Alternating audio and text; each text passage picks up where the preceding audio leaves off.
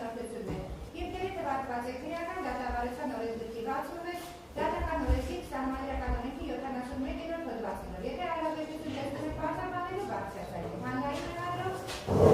դատան նման բոլոր միջնորդություն չունի։ Պաշտպանի բարելից երասկու միջնորդություն ևս չունի։ Պաշտպան ես նշեի, որ ես հարցի հետ կապված դիրքորոշում ներկայացնի պաշտպանյանից։ Իսկ ինչ եք սականում դիրքորոշում ներկայացնել։ Ես ցանկանում եմ դիրքորոշում ներկայացնել, պաշտպանյանից կողմից դիրքորոշում ներկայացնել։ Պատասխան դատարան մենք ոչ թե բացառիկ կապված, այլ որոշակի անհանգստություն ունենք անաչառության իմաստով, պայմանավորված այն հանգամանքով, որ ձեր գերազանցությունը իր կյանքի մի տևական ժամանակաշրջան կապված եւ կրթության հետ եւ աշխատանքային գործունեության հետ կապված է եղել դատախազության համակարգի հետ։ Մասնավորապես 2013 թվականին ավարտել է դատախազության դպրոց խոհակը որպես դատախազի տեխնացու, 14-15 թվականներին աշխատել Արագածոտնի մարզի դատախազությունում, 15-21 թվականներին Երևան քաղաքի կենտրոն եւ Նոր մարաշվարչական շրջանների դատախազությունում որպես դատախազ, 20-22 թվականներին որպես ավագ դատախազ, իսկ 2018 թվականին գլխավոր դատախազի թիվ 416A հրամանով պարգևատրվել է դատախազության 100-ամյակի մեդալով, 25/06/2021 թվականին դատախազի 202-ից հրամանով պարգևատրվել շնորհակալագրով եւ դատախազության կրծքանշանով։ Այսինքն ավելի քան ընդորում դատավորի պաշտոնի նախորդ ժամանակաշրջանում դուք տևական ժամանակ աշխատել եք դատախազության համակարգում եւ կցանկանայի ուղղակի ձեզնից լրացիչ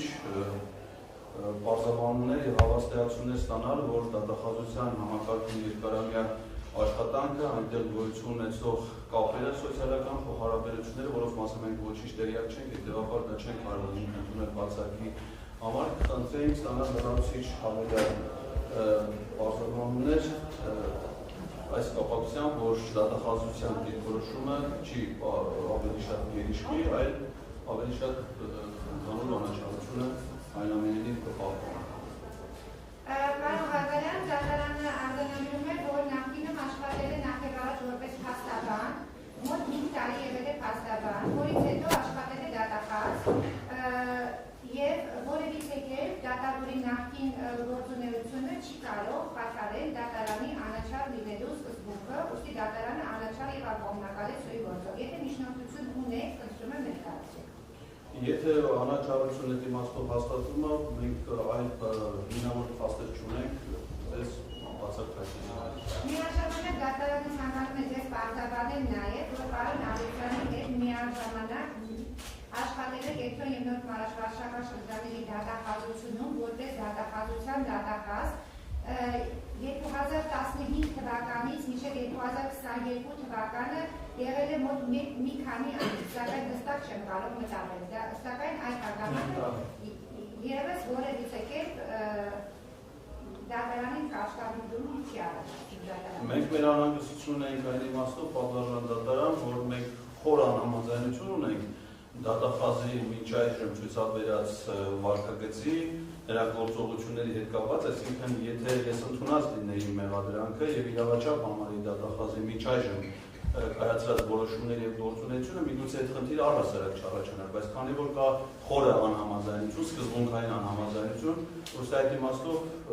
ձեր հավաստիացումները արդեն լսեցինք, կարծում ենք, որ դատական նիստի ընթացքը արդեն մեզ առիթ կտա համոզվելու դրան։ Շնորհակալություն։ Շարժակ պաշտպան ընդեմ ձեր դիրքորոշումը։ Պաշտպան դատարան ձեր ներկայացրած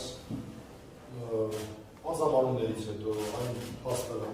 հրավարակային դարձնից հետո, որ հանրային մեղադրողի հետ որոշակի աշխատանքային գործունեություն իրականացրել, ես որևէ բան չունեմ կապված ասելու, կարծում եմ, որ դատարանից մենք ստացանք լրացուցիչ հավաստիացում այն մասին, որ դատարանը պատրաստվում է լինել եւ երևալ ակողմնակալ, այսքան ինձ վավերացնում եմ։ Շարժակ, հանրային մեղադրողի բացակում եք։ Այո, բարձրաճան դատարան։ Մենք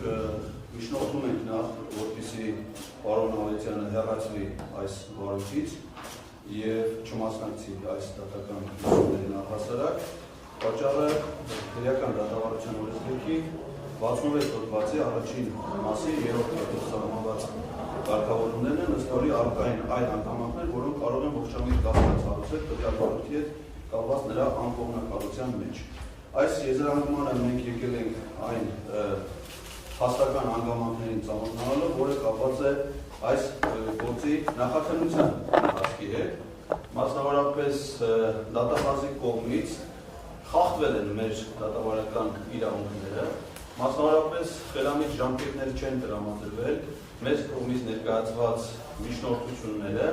քննության առարկա դարձնելու, դրանցով պայմանավորված վարույթային գործողություններ իրականացնելու եւ այդ վարույթային գործողությունների արդյունքում մեր իրավունքները պաշտպանելու իմաստով, այսինքն նախ վարույթի ժամանակացույցն է շատ տարօրինակ, որը նույնպես խելամիտ դատողություններ ունեցող մարդու մոտ կարող է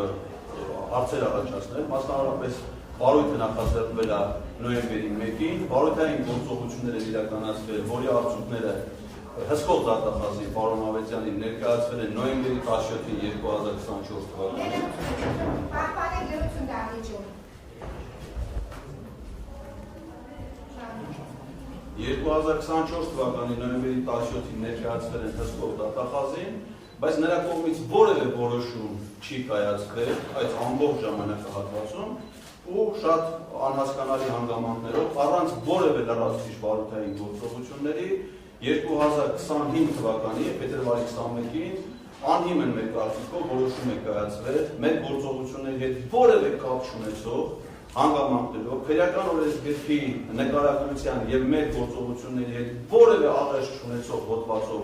մեղադրանք առաջադրելու վերաբերյալ, որի հետ կապված քննիչի հետագա գործողություններում մենք բողոքարկել ենք, նաև մեր նկատմամբ կիրառվել է մեր կարծիքով ոչ իրավաչափ խախտումամիջոց, մենք դրան հիմա հուսով ենք կանդրադառնանք, դա բողոքարկվել է դատախազին, դրա կապակցությամբ ևս ստացել ենք որոշումներ, որոնք մեզ չեն կարող որևէ կերպ բավարարել, այսինքն այս եւ այլ գործողությունների հանգամանքների համադրությունը ցույց է տալիս, որ պարոն Ավետյանը իմ հանդեպ ունի սուբյեկտիվ ընկալումներ, ինձ համար անհասկանալի, թերևս դա կարող է պայմանավորված լինել քաղաքական հանգամանքներով, եւ քանի որ ես չունեմ կոնկրետ տվյալներ, փաստեր, այսինքն հնարավոր չի եղել այդ կարգավիճակում որևէ դատավարական գործողությունով արգելավել ենթադրենք պարոն Ավետյանի բջջային հեռախոսը, ստուգել նրա պարունակությունը, այդ թվում եւ WhatsApp հավելվածով նամակագրությունը, հետեւաբար չեն կարող ասել, թե կոնկրետ ինչ հանգամանքներ կարող է պատճառ հանդիսած լինեին, որպեսզի պարոն Ավետյանը իմ նկատմամբ ցուցաբերեր նման որոշումներ, նման մոտեցումներ։ Պարոն Ավետյանի կողմից նաեւ ուրեմն մերժվել է մեր պաշտպանական թիմից պաշտպան Արսեն Բաբայանի միջնորդությունը վարույթում այլ անձանց ներգրավելու, մասնավորապես վարչապետ Նիկոլ Փաշինյանին, ազգային ժողովի պատգամավորներ Ալեն Սիմոնյանին, Անդրանիկ Քոչարյանին, Արուսակ Ջուրակյանին, որպես մեղադար այս գործում ներգրավելու համար, ինչը ցույց է տալիս, որ պարոն Ավետյանը մեր կարծիքով հակված եղել ոչ թե գործի անկողմնակալ բազմակողմանի քննություն կազմակերպելու իրավասությունների շրջանակներում, այլ հասցեական անձնապես իր դեմ կոնկրետ գործողություններ անելու եւ դրանով պայմանավորված ոչ մեր կարծիքով ոչ իրավաչափ որոշումներ կայացնելու համար։ Կարծում ենք, որ սա մինչև այժմ ցուցաբերած վարքագիծը ռիսկեր է առաջացնում նաեւ նրա հետագա գործունեության հետ կապված, ընդ որում մենք պարոն Ավետյանի գործողությունների մեջ նաեւ նկատել ենք այնպիսի տարրեր, որոնց կարգավորումները տրված են քրեական օրենսգրքի 480 հոդվածի կարգավորումներով, ակնհայտ անմեղ անձին քրեական հետապնդումներ ենթարկելու եւ քրեական օրենսգրքի այլ հոդվածների կարգավորումներով մենք դրա հետ կապված ունենք շատ ծանր հիմնավոր դատողություններ, բայց դրա հետ կապված իրավական գործընթացներ նախաձեռնելու եւ դրանց իրավական գնահատական տալու համար նախ եւ առաջ անհրաժեշտ է որպեսզի պարոն Ավետյանը հեռացվի այս վարույթից եւ չունենա այս վարույթում որևէ դատավարական կարգավիճակ։ Շնորհակալություն։ Ավարտեցիք։ Պարոն Ղազարյան, այդ ներկայացրած միջնորդության հետ կապված դատարանը ցանկանում է որոշակի պարզաբանություն ստանալ։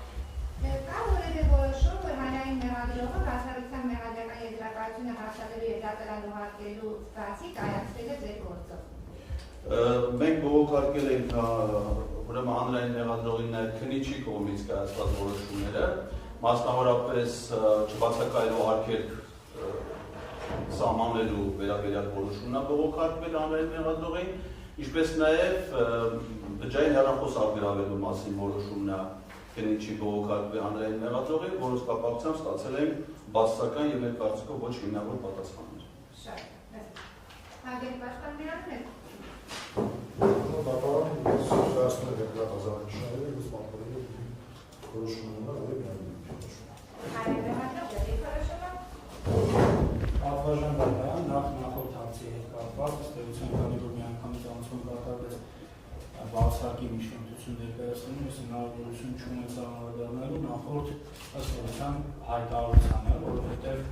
մեղադրյալը չունի նման դատավարական իրավունք պարզաբանումներ պահանջելու նախագահող դատավորից։ Այնուամենայնիվ դատավորը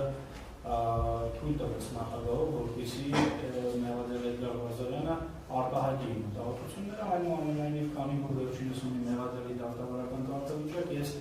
չառարկեցի այդ պահին հաշվի առնելով, որ արտահայտվելու ազատությունը ըստ էության մեղադրյալի անկարգելի իրավունքներից։ Ինչ վերաբերում է իմ նկատմամբ հայտնած բացարկին, պատվարժան դատարանը նշեմ, որ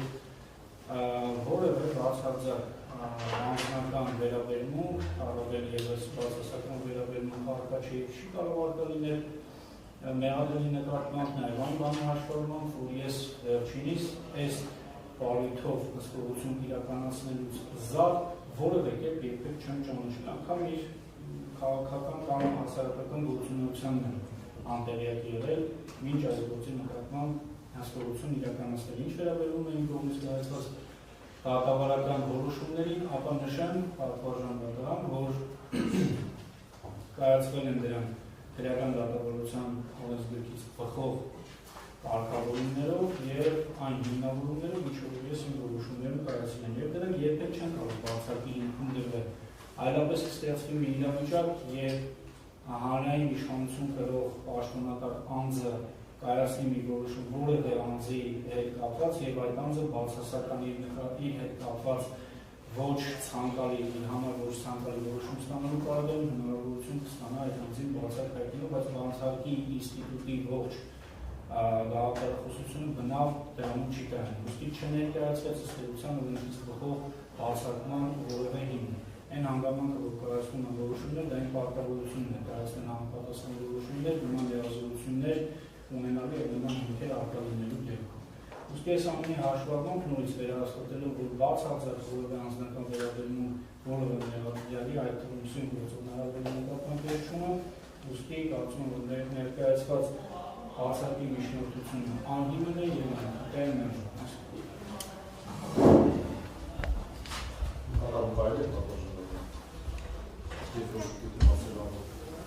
Շնորհակալություն պատվարժան դատարան